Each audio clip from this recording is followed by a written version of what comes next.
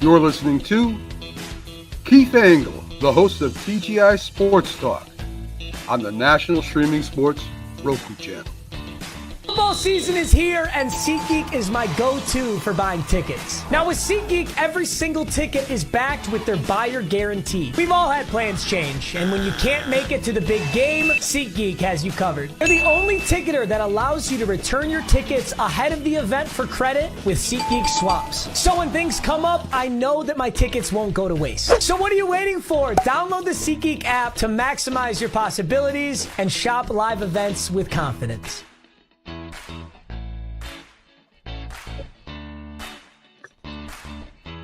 Good evening, everybody.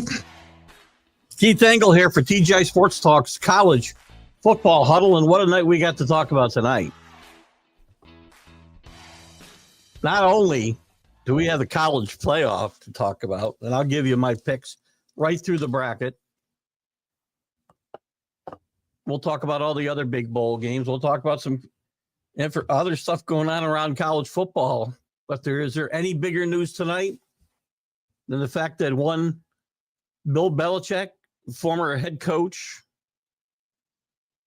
of the New England Patriots, 6-time Super Bowl winner, 8-time Super Bowl winner overall, counting his time with the Giants, is going to be the next coach of the North Carolina Tar Heels.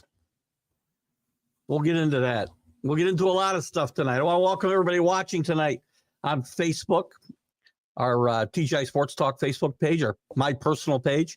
We're also live on the National Streaming Sports Roku channel tonight. Get those Roku channels downloaded. We're also, where are we? On YouTube. And you can catch us in a lot of groups that allow us to share our show too, including John Gonzalez at the Sports Authorities, Flo and a gang at the Bottom Line Sports, I should say, not the Bottom Line Sports, but Bottom Line Sports. Let's Talk Sports, who allows us to share to their group, and Flo is and his team do their podcasting through Let's Talk Sports as well, and other groups like Ken Krause at Golf Bud Sports of all sorts. Quick shout out to Ralph Williams at RW Media, does some great stuff out of Pittsburgh. His Panthers will be seeing Bill Belichick at North Carolina next year, depending on scheduling, as will potentially the team I root for and my family roots for, the Miami Hurricanes as well. Anyway, Ralph Williams at RW Media does some great stuff out of Pittsburgh, has a national footprint as well, including the Sports Corner with Smoke and Jim Frazier every Tuesday from 4 to 6 p.m. Eastern. And I've been a guest on that show, and I've enjoyed myself a great deal. Also, DDH thumbs up to you, and SeatGeeks. Thank you for SeatGeeks. Sorry, thank you for your support, guys. I'll put up here the. There you go. There's the barcode. SeatGeeks is a great place to get seats for games and such like. Especially last minute stuff, really great stuff. So check out SeatGeeks and you'll save some money. Guys, I don't know where to start. We got the college football playoff. We're going to go through the conference championship games. We'll talk about some takeaways from each one. I've got one big one, by the way. If Georgia had lost to Texas and did not win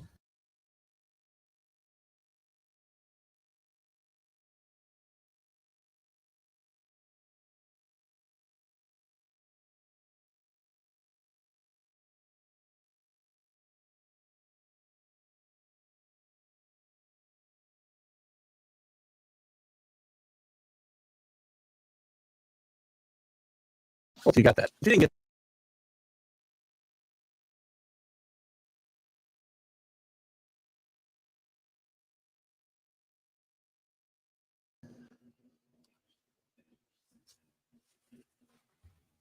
all right. Let me know that we're okay sound-wise, somebody. Would Georgia have been left out of this? I'm going to check my, lately we've had some audio difficulties. I'm not happy with my background lighting. We got to change a lot of things here.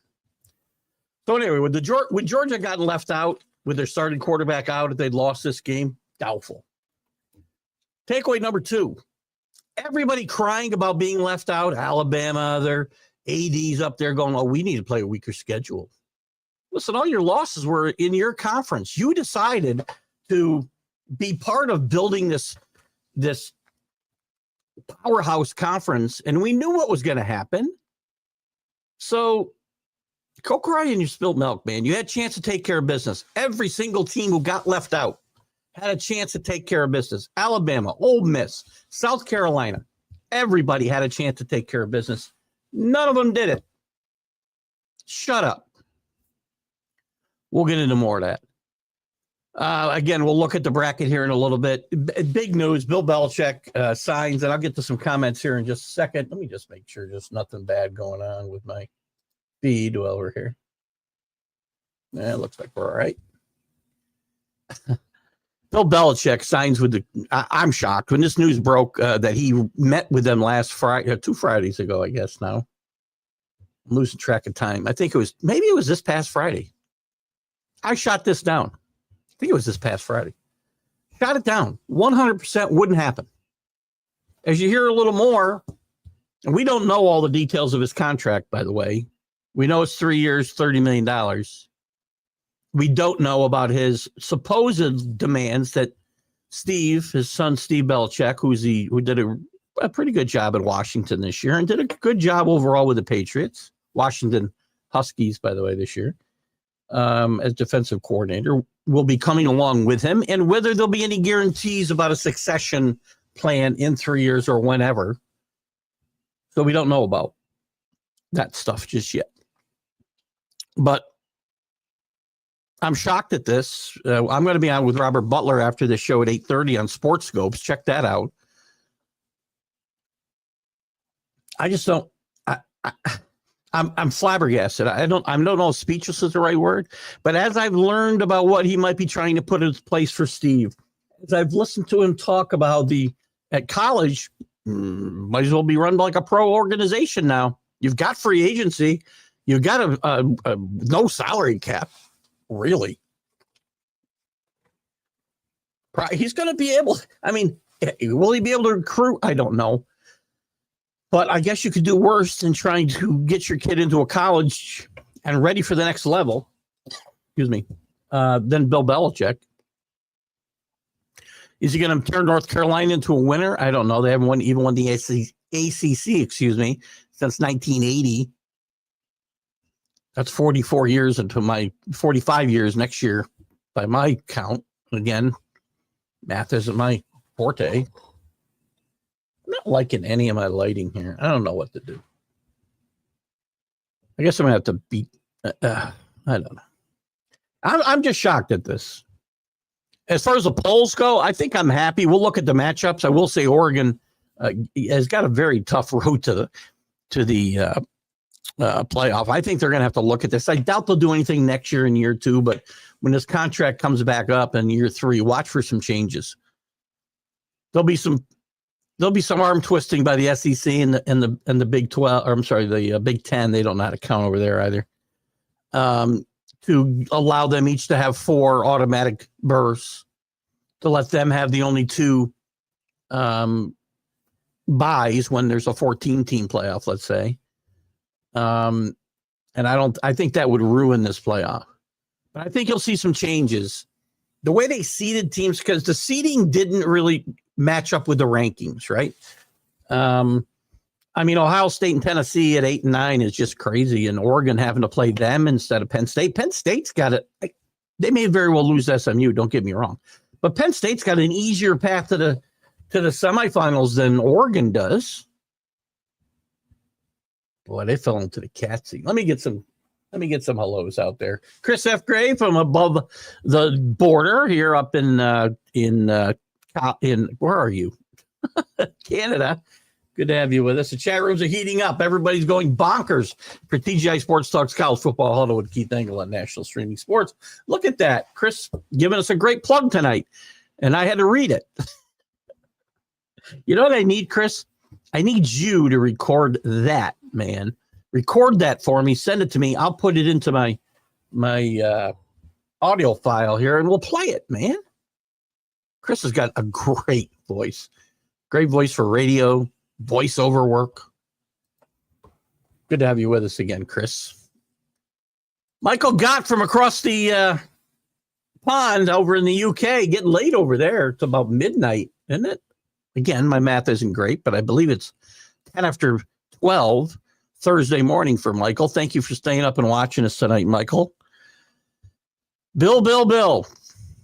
Again, Bill Belichick finds a way to overshadow the playoff conversation that should happen on the show and will happen on the show. But I'm still in a state of shock. I never thought this would happen in a million years. He's got to believe that the coaching cycle was going to not include him again this year. I see no other reason for this. Money, $10 million. He could have got $10 million from an NFL team that really wanted him. To set Stevie up, we don't know if that's a fact yet. And is that a good thing, setting Steve up with a job at North Carolina? I would have thought Bill Belichick could, if I wanted to go back to college, how about why don't you wait for Ryan Day to get fired and look for the Ohio State job? I just don't see Bill Belichick on the recruiting trail. I'm not sure.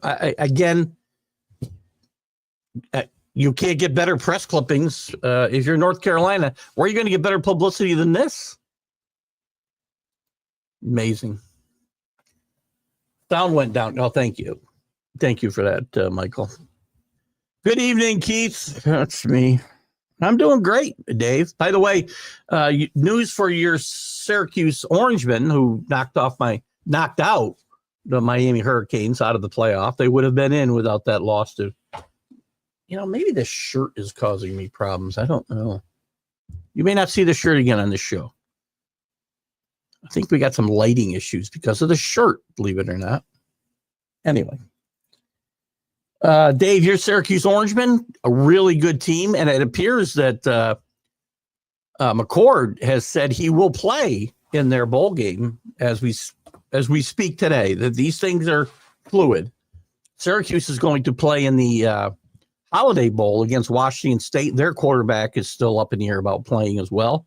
Holiday Bowl traditionally has been one of the more exciting of the non-major bowls.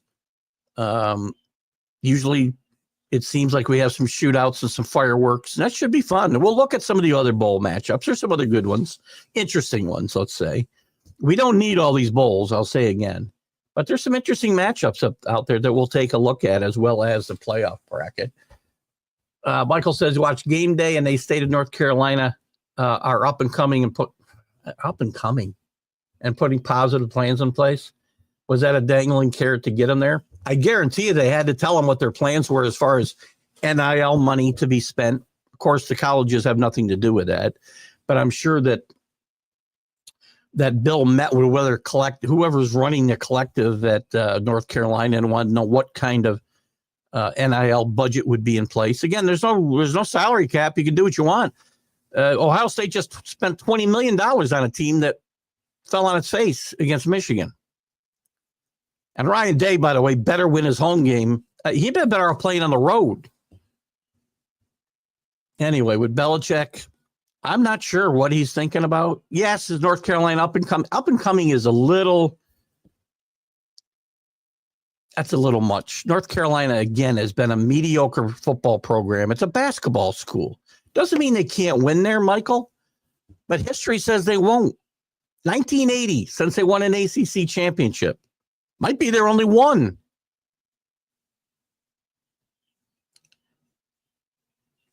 They just fired a 73-year-old coach. Now they hire one. I'm not sure whether I like this or I don't like this. I have no idea. Daniel Barry Sports Highlights. How are you, buddy? Good to have you with us. Check him out on YouTube as well. Good to have you with us. Is it a sure thing, by the way? And Columbus, we haven't seen you in a while. I'd love your take on Ryan Day, by the way, as we're talking about. We're going to take a look at that, by the way. Is that it? Because we're looking at the coaching carousel before we go tonight, hopefully. Let me check out. Is that a done deal with I'm looking right now through. I don't know that that's a done deal yet. I'm not. Oh, I scrolled down. Oh, it already had scrolled down. Yeah, I don't see a done deal. Oh, wait a minute. I'm looking in the wrong column now. Jesus Christ. Scott Frost going back to UCCF. I mean, can you go home again? I don't know. I'm still trying to find, we'll look at some of, there's a lot of coaching moves already. I don't see that as a done deal, though. West Virginia and Rich Rod. That'd be a big story, by the way. And I'd love your take on your own coach, Ed. Good to see you. I don't think we've seen you this whole year. So thanks for popping in. He's on X, by the way, so we know that viewers can comment. I think it was Ed that confirmed that for us the first time. So thank you much for that. Bo Crouch is with us tonight. How's everything up in the Northwest? So UW is probably going to lose their defensive coordinator, I would think, after 1 year, Bo. And sorry, no national streaming sports show tonight. I know Mac is a bit under the weather again. I had work obligations. I was in a meeting until after 6 p.m. Eastern, so I couldn't get it started up myself. Bo, I apologize. Hopefully Mac is up and ready to go by next week for that show. So, and AC's with us. AC's still alive with me on that Notre Dame, futures bet. We're excited about that for sure. Let's take a quick look. We can talk about Belichick all you want. We'll talk more about anything you guys want to talk about.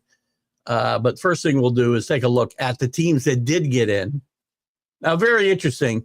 They insisted again to continue to do rankings, by the way, which confuses a lot of people. Alabama, for instance, gets ranked number 11 in the college football playoff rankings, but they don't make the pool because when we seed them, you've got to move. Who had to move back in here? Or is that? This isn't old, is it? No, 13. This is right. Where is so who came in above? Oh, Clemson, right. They had to move Clemson in above Alabama. Why not just do the seedings? Why fool around with these rankings and then seedings and just make this more confusing? So Oregon, Georgia, Texas, Penn State, Notre Dame, 5, but really they're going to be 7. And Penn State, how is Penn State ranked ahead of, Ohio State? How are they ranked ahead of Notre Dame? How are they ranked ahead of Tennessee? Can't be. But then you get to the seedings and things are totally different. So the first round, we're going to get Texas, number 12 against number 5. Number 12, Clemson will go to number 5, Texas. Arizona State gets a bye. Tennessee will play at Ohio State. Again, I say, Ryan Day might have been better off going on the road here. After the Michigan debacle, what happened after the game, the players getting booed off the field, getting pepper sprayed. I'm sorry, Ed, I don't have a big problem with flag planting. You protect your field while you're on the field playing. Do I like it? Is it a good look for Michigan? No. But if those players would show them the passion during the game that they showed after the game, then maybe there would have been no flag planting. That's just my take. Take it for what it's worth. I'll get back to you in a second. I see you had his commented there. SMU will play Penn State. They'll go to Penn State. This is what I say. Boise State is theoretically got to get through SMU or Penn State to get to the semifinal. Plus, they would play a banged up Georgia or Indiana or Notre Dame. That's an easier test than what number 1 Oregon's got. Theoretically, they're going to get the winner of Ohio State. Well, not theoretically. They will get the winner of the Tennessee-Ohio State game and maybe get Texas in the semifinal. That's a tougher road than anybody in the tournament. They do get a bye. They got to revisit what they do. And maybe you don't give all the conferences the byes. Maybe the rankings determine the byes. And 2 teams from the same conference can get a bye. Really unhappy with my lighting tonight. I'm sorry. Ryan Day better. There you go. Ryan Day better win. I said he better win it all, Ed. You say he better win at Tennessee. I agree. That game at home is I think it's a problem. The only way he'll be allowed at Ohio Stadium is as a volunteer usher. I still think there's a chance that Ryan Day gets out in front of the posse here. If they don't win the national championship, you may see Ryan Day take a job somewhere else. Notre Dame looking good. Again, we got a tough road. $7,000 in a future bet I got. I haven't bet $7,000. The bet cost me $100. So I had $100 that I had in my DraftKings account. I bet it on Notre Dame plus 2,500. I registered for another betting site, got $200 free, and wagered that on a future bet at plus 2,500. So for $100, I've got a $7,000 potential payout with Notre Dame. Let's look at their path. I think they'll win against Indiana. I'm not overly impressed with Indiana. Again, everybody talks about resumes and bad wins. I'm sorry, good wins versus bad losses.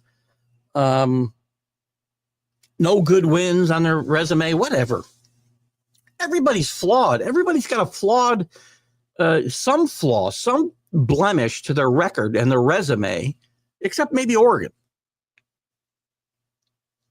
I mean, when you start looking at these teams in the rankings, I'll look at the rankings real quick again. I'm going to go through the bracket for you with my picks, by the way. Every one of these teams who aren't in, and most of the teams that got in, there's an argument against everybody except, I would say, Oregon, even Notre Dame.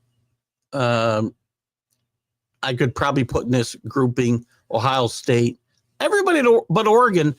If they didn't make the top 12, they'd be screaming. But if we're arguing who the 12th best team in the country is, Alabama, shut up. Penn State looks like they got lucky in the seeding. I think they got very lucky. They were ranked 4th. I don't know why. They lost, and again, they scored quite a few points against that Oregon defense, which would have me concerned if I'm an Oregon fan. I hate this jacket. There's no way I should have worn this top in this light tonight. I apologize, guys. This is not my best look tonight, but we're trying to get through it. So just ignore whatever's going on behind the curtain. Again, Penn State, I think I mentioned it. I think Texas gets fortunate, by the way, with the seedings as well. I mean, Penn State and Texas at 3 and 4. I get Georgia popping up to 2. Can't argue with that. I think Notre Dame belongs ahead of Penn State and Texas, quite frankly. And they're probably better off in that 6th spot. I'm sorry, they didn't end up 6. They ended up 7. I put Tennessee ahead of Penn State for sure. I might even put Indiana ahead of Penn State, quite frankly. Alabama wishes SMU's death penalty could have actually meant that. Also, Craig James is and always will be a weirdo. I am old. Ed, you don't look as old as me. I'm 64, 65 next year. I'll start saying I'm 65 in January. That's what I always do. So the year I was born, I say I'm 65. It's actually August. But I certainly remember Craig James and Eric Dickerson and the Pony Express. Coach Collins, who was there when they got the death penalty, and certainly coached the Patriots after that. Who the heck was coach before him? Ron Meyer. That was a great team. And Craig James is a weirdo. Had a big famous spat with Mike Leach when James's son went to Texas Tech. So, in any event, Craig James is a weirdo. I don't think you're that old, Ed. You can give me your age if you want to give it away. I gave you mine. Hello, James Martin. How are you, buddy? So how does Miami go from playoff contenders to the Pop-Tart Bowl? Actually, that's a really good matchup with Iowa State and Miami, two teams that had chances at the playoff. Where did Iowa State finish, by the way? Miami finished at 13. Iowa State dropped down to 18. I think that's an interesting matchup. And the winner, I understand the MVP gets to choose which flavor Pop-Tart goes in a giant toaster at the end, so that'll be interesting. There are some interesting matchups, but outside of the playoffs, we don't know who's going to show up and play. Is Cam Ward going to play in that game? I don't know. Should. Anyway, Miami fans got to see this as a bad comedy in the Twilight Zone. Again, you don't take care of business. I've heard, and I got into a little spat, but not like the one I had a month ago with the guy who's probably going to sue me for slander. He's also a Miami fan, and our little spat started over him saying Miami would end up was a guaranteed lock to be in a playoff and guaranteed lock to be in the ACC championship game and likely a playoff team.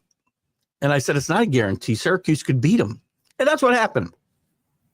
With me there, it's my wife's fault. She's never, ever gone to a game, a Hurricane game or a Patriot game and seen a victory. Ever.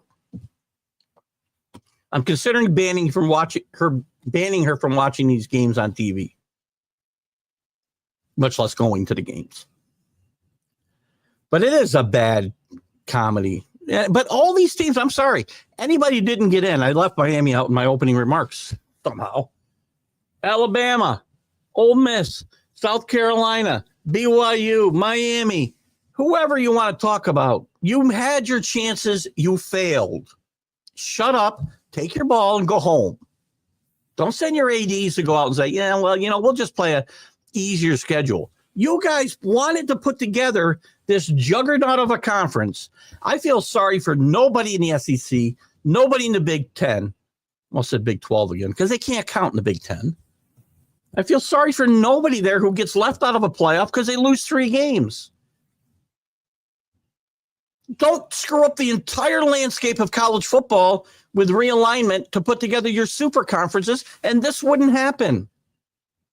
Take your ball and go home. We'll play without you. That'll never happen. Oh.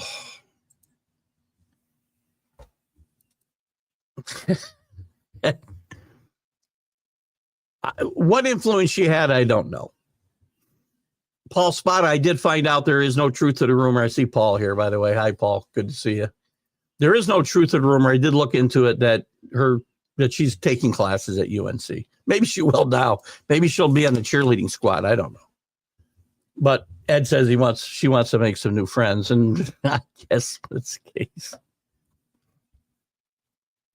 Now, I will say this, for a budding relationship, as weird and kind of creepy as it is, coaching college football is certainly easier on a relationship, I would think, than the NFL. Every college coach who's gone to the NFL has not failed.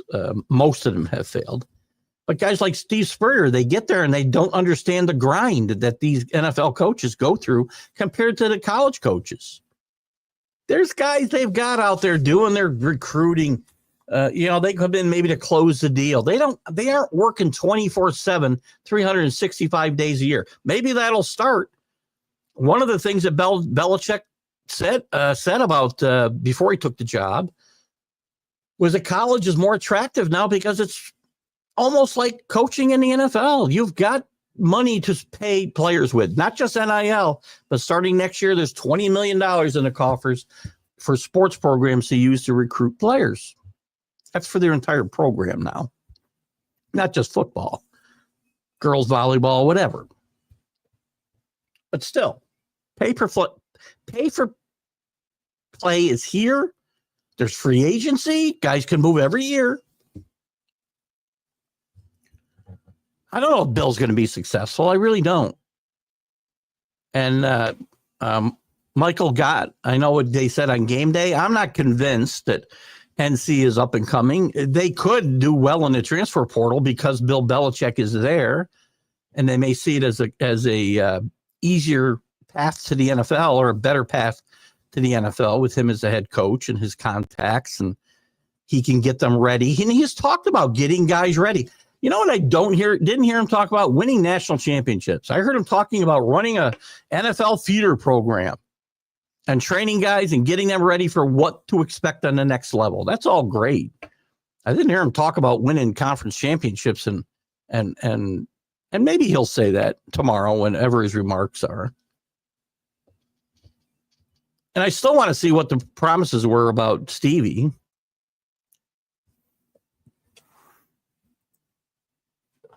Forty-four. Man, you're not old, Ed. I'd give my right, you know what, to be 44. But yes, I'm glad you're a student of history, because a lot of kids, you're not a kid, don't get me wrong. A lot of younger people think that sports started when they started watching it. Because at 44, let's see, 1983-ish, you would have had to be 4 or 3 or 4. So you can't remember Craig James, I would think, live playing. Great. It's like, if you are a student of history, that's awesome, because so many younger people, and again, I know you're not trying to say you're a youngster. Well, I'd kill to be 44. But I want to know what I know now and have, what I have in resources now. It doesn't work that way.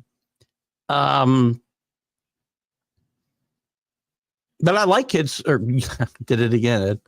I like younger people who follow and understand the history of their team and the leagues they play in. A lot of them think that the game started getting played when they started watching. Oh my God. That's an awesome comparison. I hadn't thought of that one. I've used pretty much every analogy except that one, Ed, and it's absolutely right. There's like a sieve. And actually, if we close it up, like, the people that are running this country had done before the election, 6 months before the election, if we'd even slowed things down a little bit at Miami, they probably would be in the college football playoff today. But their defense stayed wide open for, the southern border really kind of closed up the last 6 months. Interesting how that happens, correct? 4 years to take care of it. They got it done in overnight in February. Not February, probably. It doesn't matter. I don't want to go down this political road. Quantum doubles. I'm not sure what to make of this, AC. I can't turn sideways. Look what happens when I turn sideways to the jacket. Oh, not this way. When I go this way, now it's gone. Maybe. I'm just too worried about the freaking lighting tonight. I apologize. Anyway, I have no idea what the first part of this means. Miami lost because you were there. I see. No, I'm not the guy. It's my wife, AC. She's never seen the Hurricanes win. She's never seen the Patriots win in person. Ever. She's not allowed to go to games anymore. And again, we're thinking about taking the remote away from her so she can't watch games on TV either. I'm glad you brought this up. Army wins the American Conference with a resounding victory over Tulane last week. Tulane maybe a little bit down because their playoff chances had ended the week before with a loss to Memphis. But Army's played a great game. They've got their first 11-win season ever. They got a big game against Navy this weekend, obviously, which we certainly want to talk about before we're done tonight, or we're talking about it now. They got a chance to win 13 games. Army's going to, where's Army going to? Somebody help me out. Army will be playing in, I think they got a decent, I guess I need a better system for looking for these bowl games than the one I've got here. Oklahoma will play Navy in the Armed Forces Bowl. I think Army's got an interesting matchup, and I don't remember who it's against. God, I'm not finding it. I must have gone right by it. All right. Well, we'll find it later. But Army's got a good bowl game. Navy's got a good bowl game. It's an interesting. It's science. Don't get me on science. I don't know. Jesus, let me go back to Army. Army Navy with an interesting game this week, and I don't know what's going to happen in the future because they play in the same conference now, which has never happened before. Army Navy's had this standalone game on this very weekend. Same thing with the Heisman, by the way. Same day as the Heisman announcement. We know who the finalists are in that, by the way. And we know who's going to win. But they've had this standalone game for decades, and it's been a great tradition. I don't know if they're going to be able to keep it. It's not a league game this year. That's why it didn't cause any problems this year. They weren't matched up to play each other in the AAC. But it interestingly follows the conference championship game and has no bearing on any bowl games or anything. But they've already been invited to their bowl games. I wonder if it loses any of its luster. And I wonder if they have to play it during the regular season, which they will at some point. They'll play each other. They're going to lose this standalone weekend, which I think will be sad, quite frankly. We're getting everybody's age today. Michael got to be 60 on New Year's Eve, catching up. Problem is, yes, you're catching up. A lot of people are catching up to me, but I don't seem to be slowing down any, Michael. I wish I would. Do you feel like a convict wearing the Miami gear? No, I don't. We have this conversation a lot, Ed. I'm glad you're back. Danny Fuller. Well, we hope Danny's okay. We haven't seen Danny yet tonight. By the way, speaking of great college players, my guest Friday on One-on-One with Keith Engle will be Wesley Walker. Was a standout at Cal, All-American at Cal in the old Pac-8, and was a second-round draft pick of the New York Jets and starred there for a good 11 years. Legally blind in one eye, was one of the top receivers in the NFL for much of his career. Became a fan favorite in New York. Spent a lot of time living in New York after he retired. Was a phys ed teacher in a Long Island high school there, and just recently moved to Arizona. He'll be my guest Friday at 9 a.m. Eastern. So please make sure you join us. But no, I don't feel like a convict. The convicts are gone. You know, here's the thing about Miami. And a lot of Miami fans, they think Miami, and I talk about teams that are, you know, faux blue bloods, like Florida, for instance. Miami is the same way. And Florida State, I guess we could put into the same bucket. But Miami's not a blue blood, no matter what their fans want to think.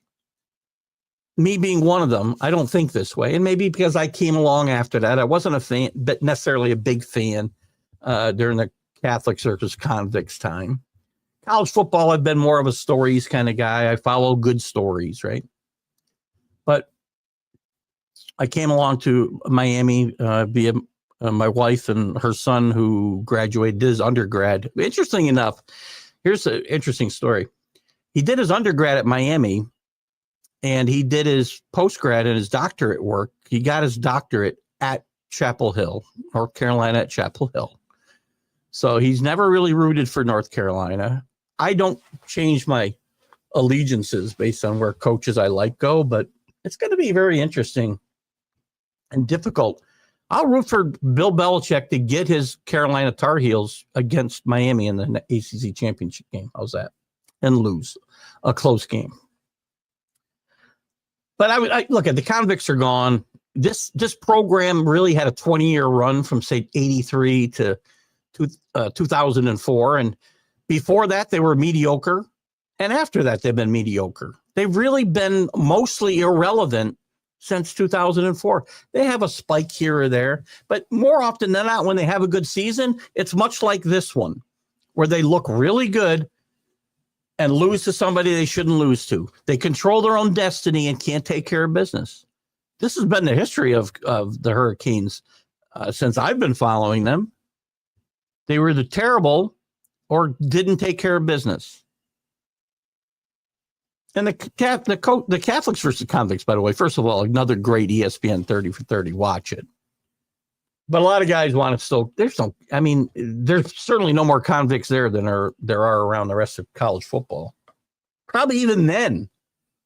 I laugh at the Catholics versus convicts thing because, again, at the same time, or I'm sorry, I guess it was later on, 10 years before, we got guys running rampant, doing all kinds of stuff at SMU, as you talked about, a program that got the death penalty. Except it wasn't really death, as Ed pointed out earlier. Miami's been dead since the Buckeyes beat them in the Tostitos Festival around 2004, if I'm not mistaken, right? Ed, I don't have the year right in front of me, and I'm not going to look it up, but I'm pretty sure I'm right. They had a 20-year run. That's not a blue blood, by the way. Blue bloods are good, at least a good deal of time. Now, Texas had a bad spell for quite a few years, but they were good for decades before they got bad. Alabama, staying power. Oklahoma, staying power. Nebraska, staying power until recently. Still a blue blood. Sorry. Nebraska's more of a blue blood than Miami or Florida State. And there's others. You don't have a 20-year run. Florida's another one. They had 2 10-year runs, basically. They had the Steve Spurrier run, and they had a shorter time. However long Urban Meyer was there. I don't think he was there 10 years. What was he there? 6 or 7 years? Those are Florida's only really good runs, but they all think they're better than they are. There's James. There are way too many bowl games. We're rewarding mediocrity. Yeah, last year we had 5 and 7 teams in there. Now there's some look at the coaches like the bowl games. Very few teams say I'm not going to go. Every once in a while it'll happen. Mainly they have too many players opt out, which is a problem and needs to be fixed. But yes, there's too many bowl games. But one of the pluses and why coaches like it is they get extra practice time. Even Kirby Smart, while they're trying to get Stockton up to speed to play quarterback. And I got a question. I know that I didn't have the full audience I have now at the top. I'm going to bring something up in a minute, and I want an answer from everybody. Demand it. There's too many bowl games, but coaches want it because they get that extra practice time. Kirby Smart said normally, even playing in the playoff, he would use the extra practice time to work on his young guys that will be playing next year. And that's what a lot of these coaches will use this time for. But there's still way too many. And we'll talk about it as we go through the bowl games. But here's what I want. And James, I want your opinion definitely. Ed, for sure. Michael, anybody out there? Got quite a few people watching. Who's not commenting that I see out there? Anybody? Jennifer's out there. How are you, Jennifer? John Gonzalez, I haven't seen you pipe in yet. Robert Butler, who will, by the way, his show will go live and supplant this one at the top of the hour on National Streaming Sports. So if you're watching there, get onto Facebook or YouTube or X to watch the rest of the show at 8. Robert will be on at 8 o'clock with Sportscope, and I'll be on at 8:30 with Robert tonight to talk about Bill Belichick and some other stuff around college football and who knows what else. Here's what I want your opinion on. Anybody that's listening, please chime in. We know what happened last year to Florida State. Hypothetically, and I talked to Danny Fuller about this. We were messaging back and forth Saturday night during the Georgia-Texas game when it looked like Georgia might lose. Lost their starting quarterback for the year. Lose, by the way. Would the committee have dropped them out of the playoff entirely? The answer is likely no, which just reinforces how badly screwed North Carolina State got last year. They won their conference tournament or championship without their starting quarterback. They simply went out and beat everybody on their schedule, won their conference championship, and stayed home because their quarterback ripped up his knee or broke his leg. I can't remember what happened to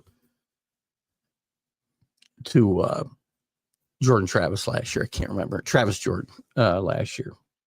So I want your opinion. Would they have left him out? I think no.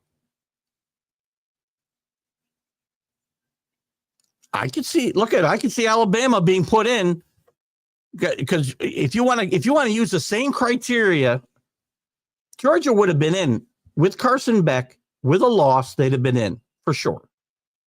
Do they get in with a loss with Carson Beck going down for the season? My answer is probably going to be yes. And then people would be screaming if Alabama were to get in over them like they did last year.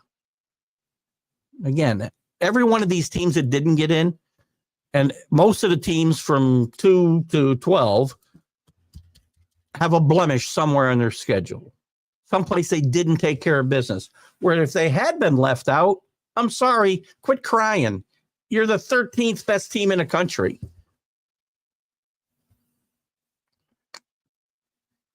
It is like handing out participation trophies when we get to the bowls. I do not think necessarily the college football playoff is a participation trophy, like our good friend John DeLon, who we hope is doing okay, because we have not seen John throughout the entire football season either. He's an LSU fan, James, so that could be why we haven't seen him. I don't know.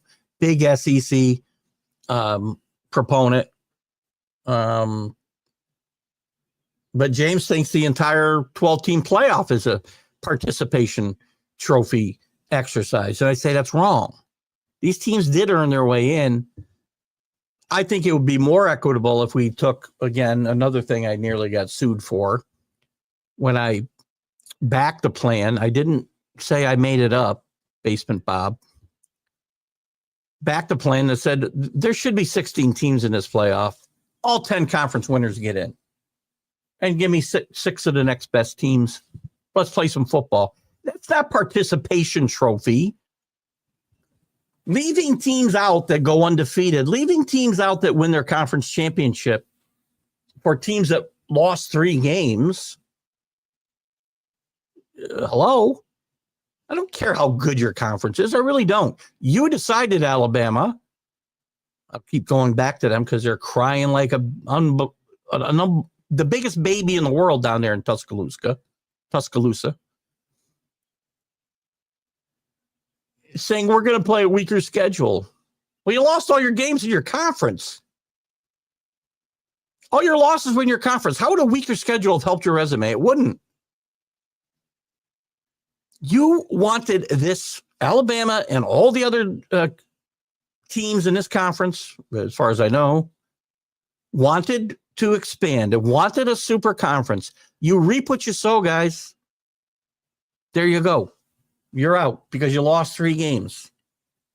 Go play a weaker non-conference schedule. How would that have helped you this year? It would not have. You would still be at home because you didn't beat 3 teams in your own conference, including Vanderbilt, historically, at the bottom of that league. Now, you got some good wins against Georgia, LSU, but you lose to Oklahoma in one of their worst years. Who else did they lose to? South Carolina, you didn't take care of business either. They might be the hottest team in the country, not named Oregon right now. Or maybe it's Arizona State. Don't discount them. We're going to go through this. I'm going to go through this bracket in just a second. Oh, God. Funny's always funny. That's a funny line, Ed. If Ryan Day, James Franklin, Mama Cass all ate ham sandwiches, who chokes first? You are an old soul, Ed, because at 44, you gotta barely remember Mama Cass, and you know how she died.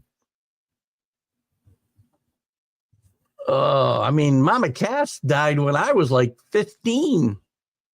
Am I right? 74, 75. Georgia gets in because now you're getting into the dad joke. The other one was very funny, by the way. If it offended anybody, we don't apologize. I just don't. We don't go out of our way to offend people here on the show, but if it happens, it happens. Georgia gets in because their coach is smart. No. They would have to have been left out. They would have had to have been left out if this committee wants to be consistent.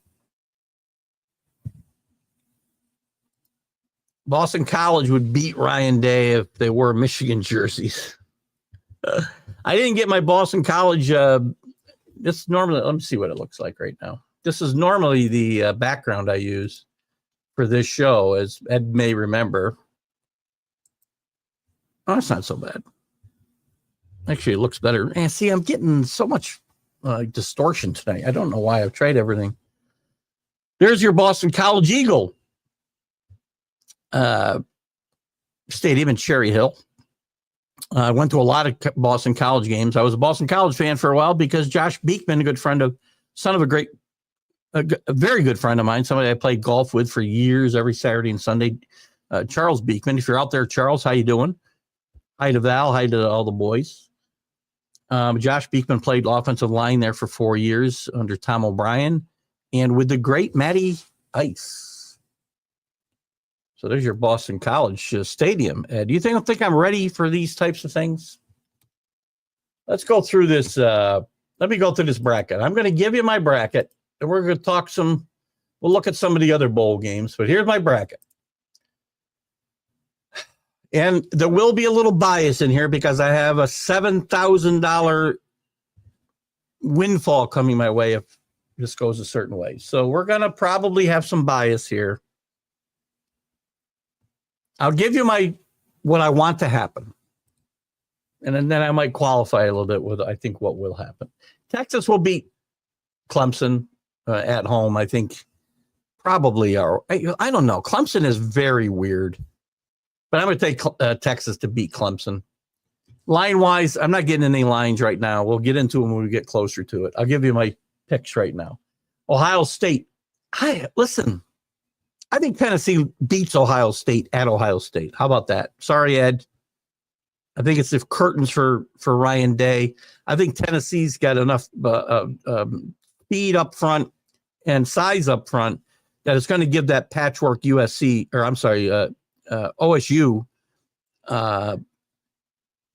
offensive line. I think it's going to give them nightmares before they play this game. And if they get off to a bad start, man, and the crowd turns on them, how surreal and weird will that be? So SMU goes to Penn State. As much as I'd like to see SMU win, as much as I admired their moxie against Clemson when they were down and all seemed lost, they fought back and tied that game only to lose on some, as Rick Sherlock says all the time, we talk about special teams, a bad special teams play, which SMU suffered with a lot that night. Another one pops up, a big kick return, one long pass, and a 58-yard field goal later, and they lose. I think SMU will lose a close game again at Penn State. Notre Dame takes care of business at home against Indiana. In the quarterfinals, Arizona State will face Clemson. Will face Texas. I think Texas will find a way to have enough. Their defense is really good. Cam Ewers really needs to have a good rebound showing. You might see some Arch Manning in this playoff. Wouldn't rule it out. Cam Ewers banged up, struggled at times, especially against good defenses. Arizona State's been hot, but I just think Texas is going to be good enough to get to the semifinals. Oregon gets a horrible draw here with the number 1 seed and gets the winner of Tennessee, Ohio State. How does that happen? When Boise State's going to get the winner of SMU, Penn State. I think it's going to be Tennessee, and I think Oregon will take care of business. It'll be Texas and Oregon on that side of the bracket in the semifinals. Penn State goes to Boise State. That'll be in the Fiesta Bowl. They're not at home. These quarterfinal games are at neutral sites, as are the semifinals and the final. Penn State and Boise State on a neutral field. Giante running all over the place.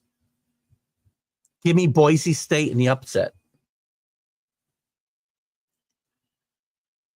Notre Dame and Georgia. Notre Dame and Riley Leonard have been playing as well as anybody in football. They've scored, I think, the second most points in college football. At least this was a couple of weeks ago. Ever since they lost to NIU, they figured out how to use Riley Leonard, keep him moving.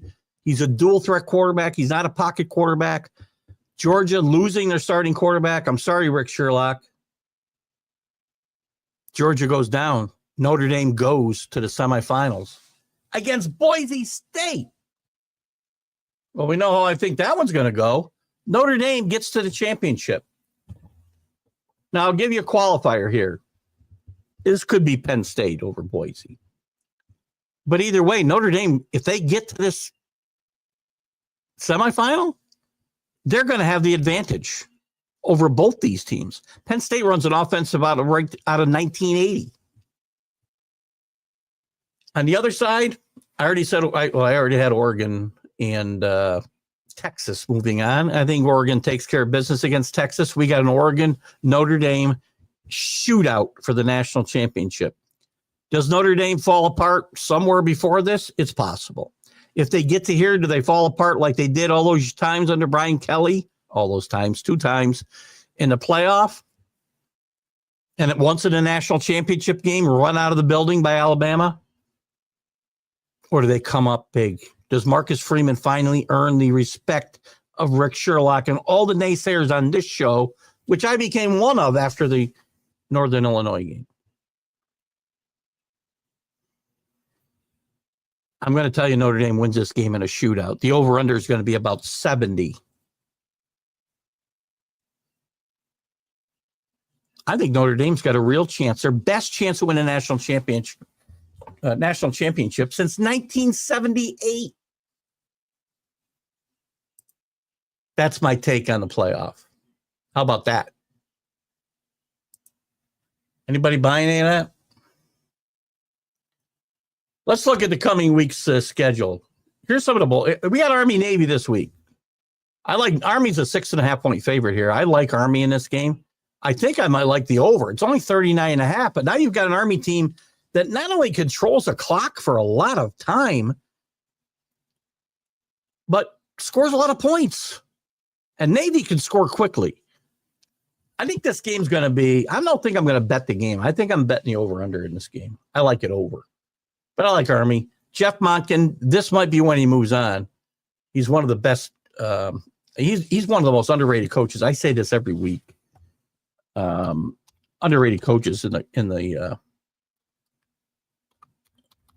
let me look and see if I can get a better schedule of these bowl games. Here we go. Maybe I can do this one.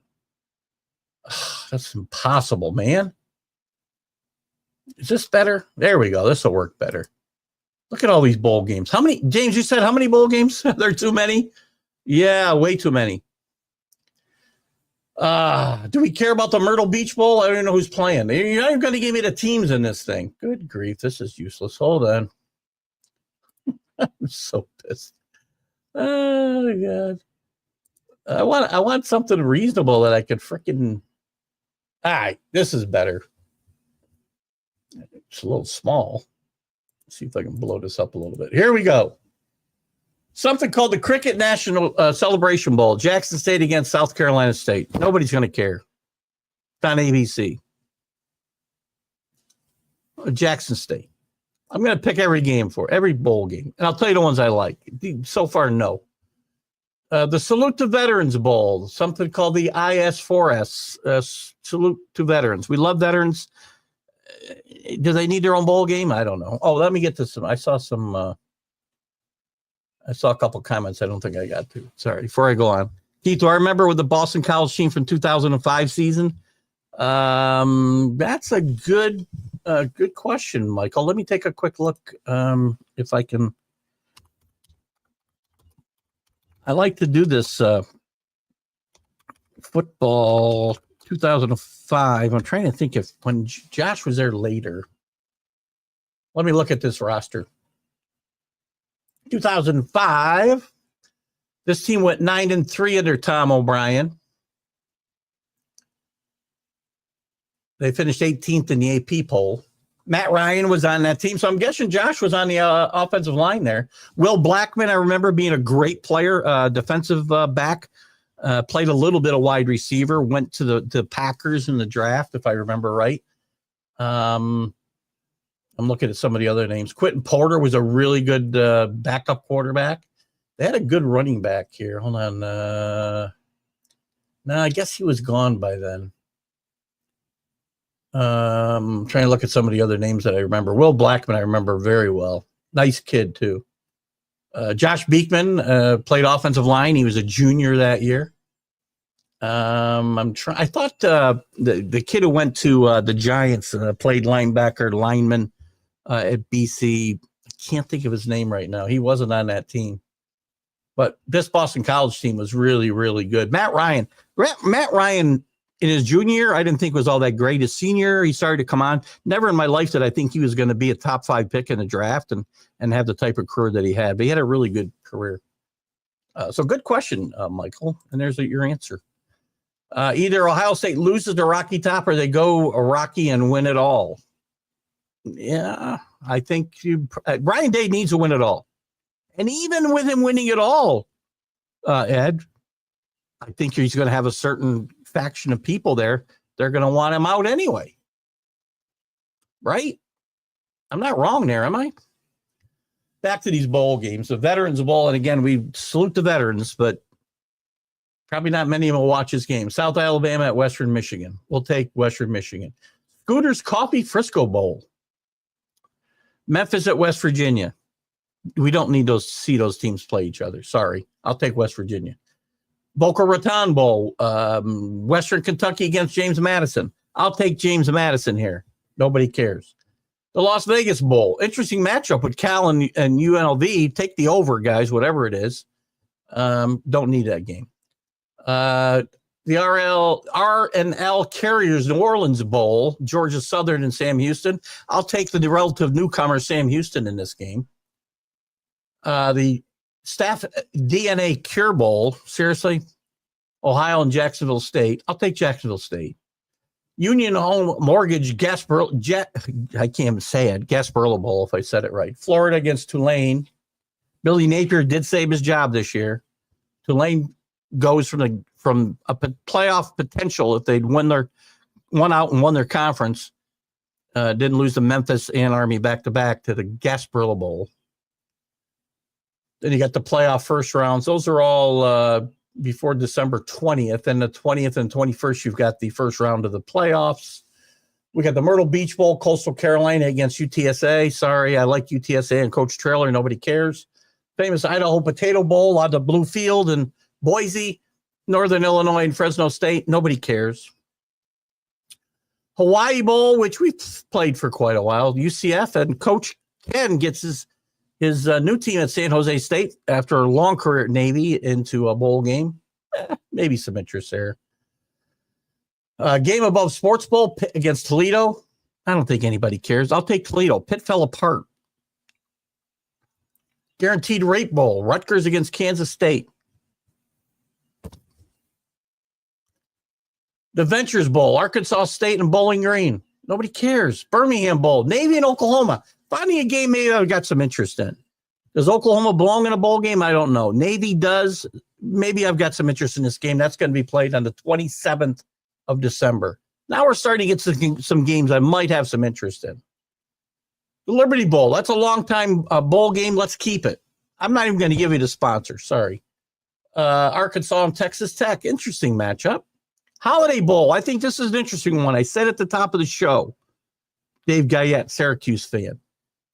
McCord says he's playing quarterback for Syracuse. The Washington State quarterback whose name's escaping me. That would be a reason to watch this game. A shootout between these two kids. December 27th. The Las Vegas Bowl. Texas A&M against USC. How's USC getting a bowl game? Fenway Bowl. Nobody cares. UConn and North Carolina. North Carolina waiting for Bill Belichick to show up. Bill will probably be there filming the sideline. Or I'm sorry, never mind. The Pinstripe Bowl in Yankee Stadium. Boston College plays on the field behind me. Had some great teams in the aughts. Boston College against Nebraska. Nobody cares. Pinstripe Bowl needs to go away. New Mexico Bowl, TCU in Louisiana. Don't care. Pop-Tart Bowl, James brought this up facetiously earlier. If Cam Ward plays, if all the guys play on both sides of this, it's an interesting matchup. Iowa State against Miami. Listen, it depends on what team's interested. When we get to these bowl games, they're hard to bet, and I like to bet, but they're hard to bet because you don't know who really cares, who's playing, who really cares enough to go out there and give a real effort. Where am I?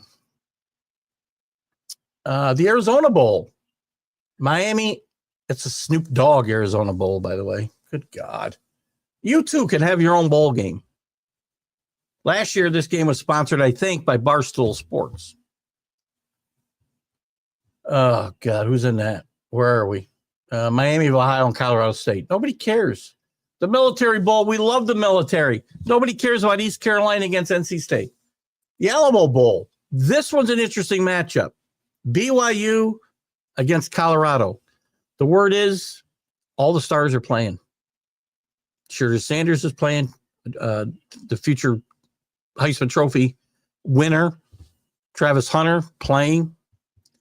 Shadour's brother's playing. God, I can't remember the kid's name now. The Jewish kid who plays quarterback for BYU. How many star Jews have they had at BYU, do you think? First one I'm aware of. That's an interesting bowl game and an interesting matchup, and I think we'll watch that one. Independence Bowl, we finally found Army. They get to play Marshall in the Independence Bowl. Give them a better matchup. Marshall's got a decent football team. I'll be rooting for Army. Music City Bowl. Alabama against Michigan. A rematch of last year's national semifinal with much less at stake. The Real Quest Bowl. Washington against Louisville. Don't care. Citrus Bowl's got an interesting matchup with South Carolina and Illinois. Texas Bowl. LSU, James, your LSU Tigers get a bowl game against the resurgent Baylor Bears. Two guys who we thought were going to get fired, Billy Napier and Dave Aranda, have saved their jobs, saved their team seasons. These are all on some of those. This is right up through New Year's Eve. Then New Year's Eve, we got one of the quarterfinals. New Year's Day, we've got 3 other quarterfinals. Then on January 2nd, we've got Duke and Ole Miss. Interesting matchup in the Gator Bowl. The First Responder Bowl. We love first responders. Nobody's going to care about Texas against North Texas. Texas State, against North Texas. The Mayo Bowl. Duke's Mayo Bowl. Minnesota and Virginia Tech. Did I pay for tickets for this? In the Bahamas Bowl, Liberty against Buffalo. So, James, are there too many bowl games? At least by half. Maybe by 3 times.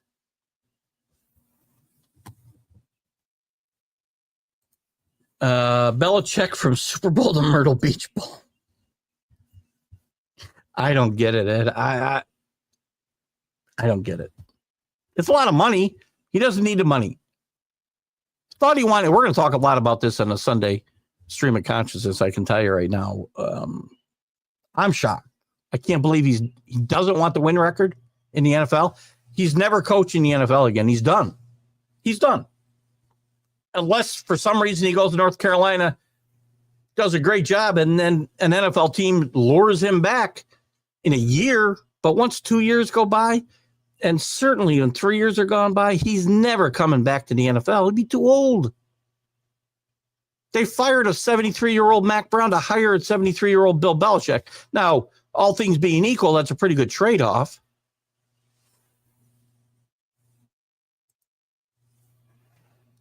Should he be there? No. He's a great player, great story. But the guys who are the finalists are already set. Michael. Maybe you know that.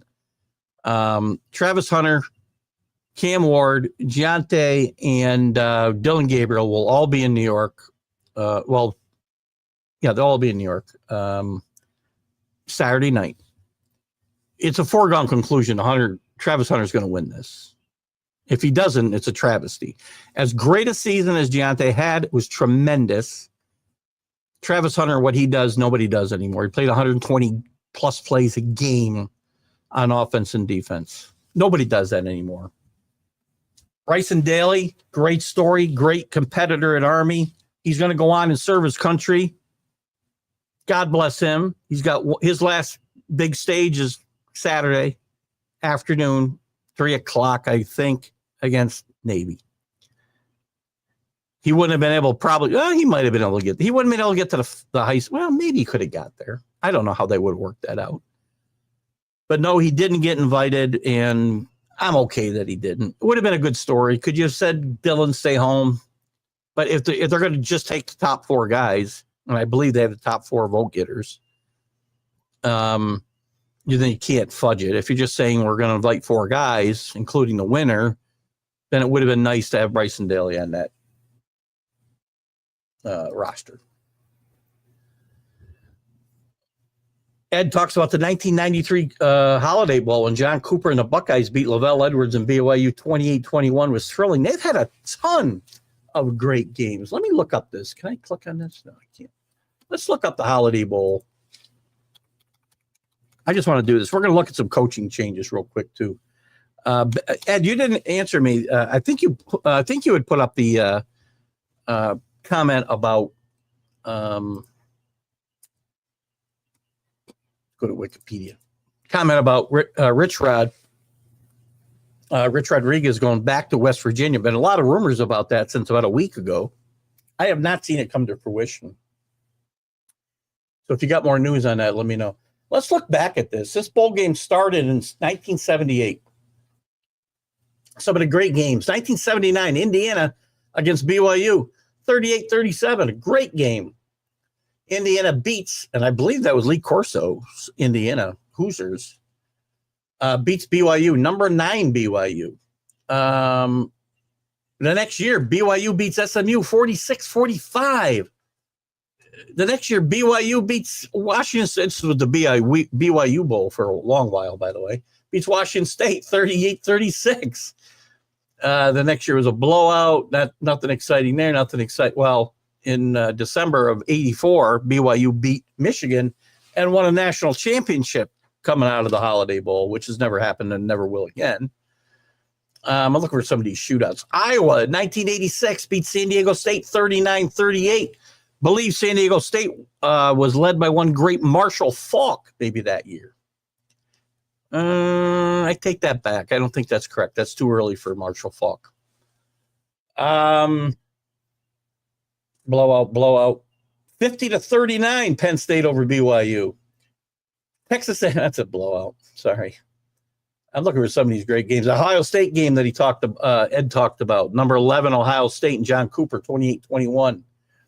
Great. These are some great shootouts here we've had through the years. Colorado State beats Missouri, 35-24. Looking for some of these shootouts. Oregon, 35-30 over Texas in 2000. 47-43, Texas over Washington in 2001. 45-31, Texas Tech in California. Not that great. Texas 52, Arizona State 34. Oregon 42, Oklahoma State 31. You could count on a lot. This is going to be a great, if both these quarterbacks play from Washington State and Syracuse, this is going to be another one of these great shootouts in my mind. USC 45-42 over Nebraska in 2014. Last time I can remember Nebraska being ranked at the end of a season. Anyway, there's a handful of great games at the Holiday Bowl. How about that? Yahoo and ESPN sources are reporting Rich Rod and West Virginia are finalizing a deal. Nice. I think it's a great fit. I don't know if you can go home again. You got 2 of these now in college football. Let's take a look at the coaching situations. you got two of these situations, and I'll look at all of them real quick. Here we go, coach's carousel. Rich Rodriguez looks like, according to Ed and Yahoo and ESPN, going back to West Virginia, where he had a great run. He had a team that finished, I want to say, second in the country one year, didn't he, Ed? Before he went to Michigan and really shit the bed. Excuse my French. And you got Scott Frost going back to UCF, Central Florida, where he made that school, put it on the map. They were undefeated. They claimed a national championship one year. They didn't win it, but they claimed it because they didn't get a chance to play for it. The coaching carousel. North Carolina, we now know Mac Brown is out and Bill Belichick is in. More on that to come. Purdue, Barry Odom, former UNLV coach, and I think former coach at Missouri, replaces Ryan Walters. Interesting hire there. Neil Brown out at West Virginia, according again to Ed at Columbus and Yahoo and ESPN. Rich Rod is back. Scott Frost, we said, replaces Gus Malzahn, who resigned to take actually the offensive coordinator position at where? I don't remember. Where'd he go? Where'd he go? Oh, so hold on. I can't remember where he went. It'll come to me.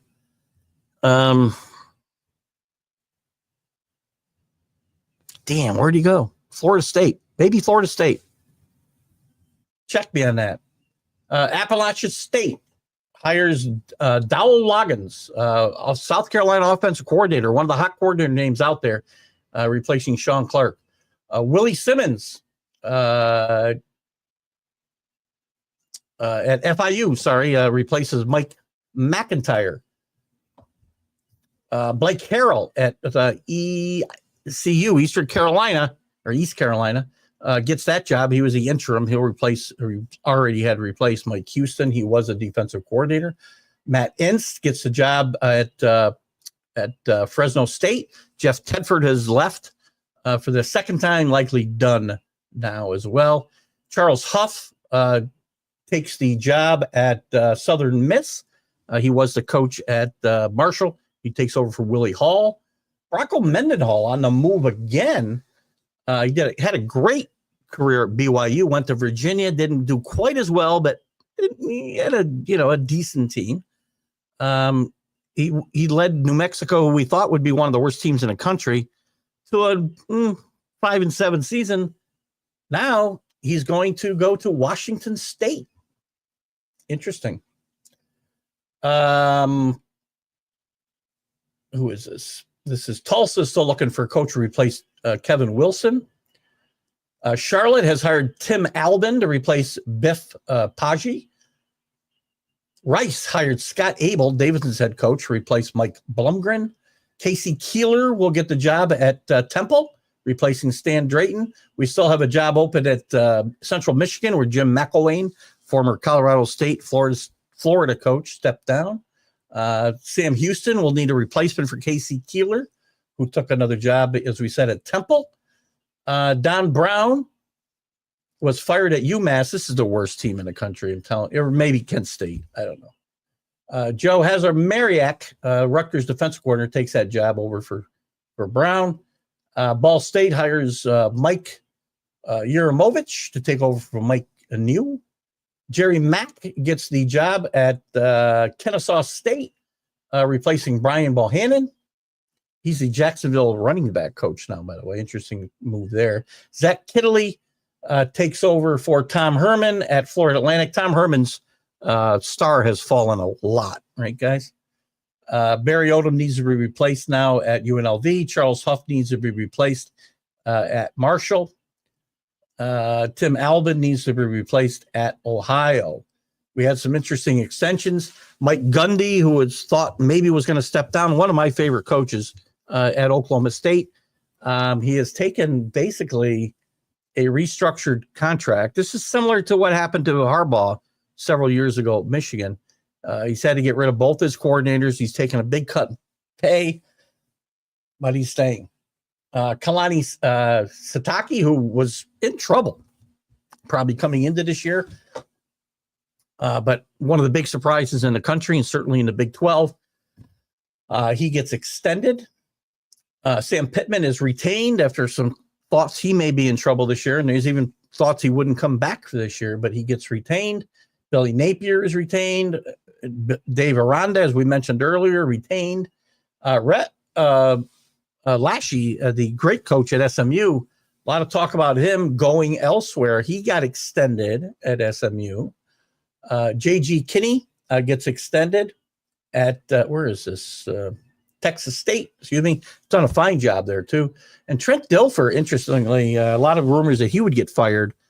A lot of surprise when he actually got the job. He's been retained by UAB. Interesting. Kent State is so bad, Governor DeWine needs to call in the National Guard. Yeah, listen, I've been trying to get canceled for 5 years here, Ed. It hasn't worked yet. If you can't listen, funny's always funny. That's funny. Really, I don't find anything offensive. I mean, look, I guess there's some limits somewhere, right? But funny's always funny. Not always appropriate, but it's funny. You'll never get canceled here, buddy. I have been threatened with lawsuits now by several people. I've stolen their college football playoff ideas. I've offended certain groups of people because of, I still call the Redskins. I still call some of the college teams by their old teams. I call the Indians. Listen, I'm just old school and I can't learn new names. Guys, just toughen up.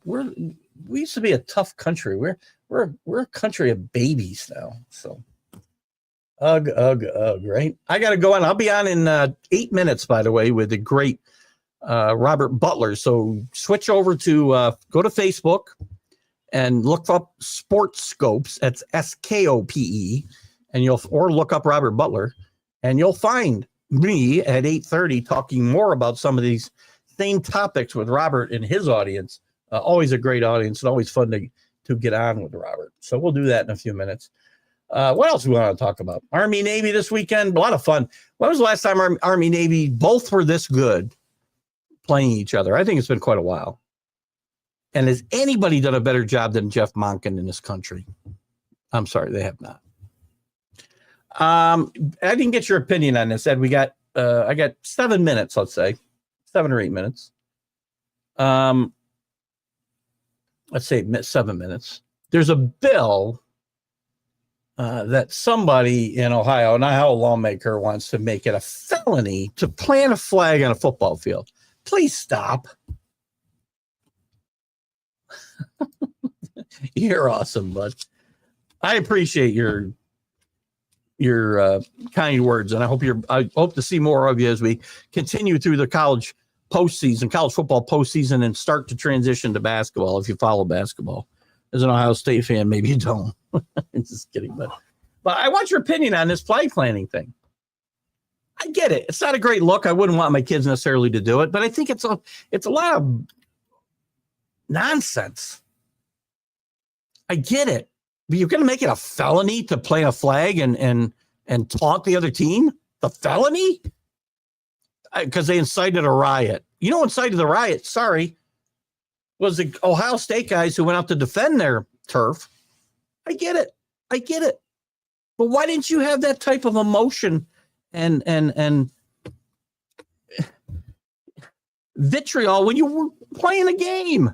They would have never planted a flag on the field if you showed that type of emotion while during the game. I'm the only guy here saying this. Maybe I'm totally wrong, and I'm sorry. I don't go out of my way to offend people. It happens. I don't want that to happen. I don't want to see riots. But look at you had 60 minutes to go out there and defend your turf, and you didn't do it. But then when somebody planted a flag on your logo, you get pissed. Your own fans probably wanted to plant your flag somewhere else.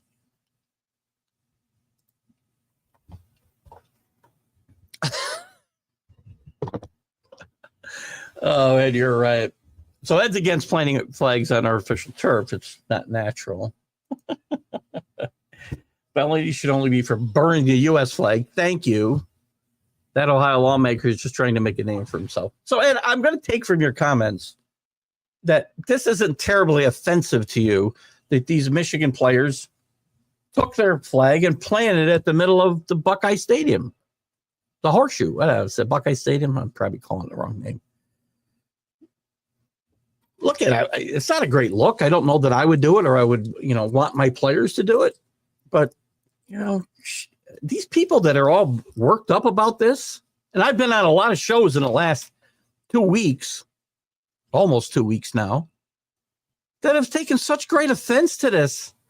How disrespectful it is. Yeah, well, maybe it is. But you had 60 minutes to earn respect and you didn't take care of business. Don't let them plant a flag on your field by beating the bejesus out of them. Why isn't anybody upset about that? Maybe in Ohio they are, or they should be. I've got a feeling, I'm not going to speak for Ed, but I think Ed's on my side here. His team could have taken care of business and not had to worry about going out and getting pepper sprayed by your own security people because you didn't have to defend your turf. You could have just taken care of business. Been a great show. I've had a great time tonight, guys. I'm worked up if you can't tell about a lot of stuff. Who's out there? Who else is out there that hasn't commented tonight? I'll say hi to Vinny Fio, and I can't see everybody, but I see a few people and I recognize names. Vinny, if you're still there, hi. Ginger, I think I said hi to you before. Taylor Phillips, who does a great show. Oh God, what is the name of Taylor's show? Taylor, if you're out there, please comment and tell me. Give a plug for your show. I see you pop in a lot. You don't comment, and that's okay. Is it the Michigan Truth Machine? What's your let me see if I can find. I got the wrong keyboard. I can't find it, but I'll give you a good plug next week, Taylor. I like watching Taylor's stuff. He's from Michigan. He does some play-by-play besides his podcasting for some colleges and high schools and such. Does a great job up there. If you're watching Taylor, put a plug in for your show.